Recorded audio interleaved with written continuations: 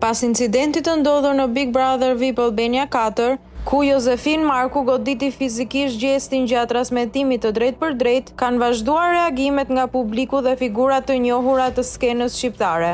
Një ndër to është dhe këngëtari Labinot Rexha, i cili ndau informacione të reja në lidhje me të kaluarën e Jozit. I ftuar në emisionin Weekend, Rexha u shpreh se Jozi ka pasur një të kaluar problematike, duke pretenduar se ka qëndruar në burg në Zvicër për një periudhë disa vjeçare. Her pas here ka qenë agresiv shumë, ka talent shumë të madh, këndon bukur, por ndërsa ishte në Zvicër ka qenë në burg mbi 3 vite, me sa di unë, dhe njihet si një djalë agresiv. Deklarata e Rexhës ka ngjallur diskutime të gjëra në rrjetet sociale, pasi hedh dritë mbi një aspekt të panjohur më parë për publikun.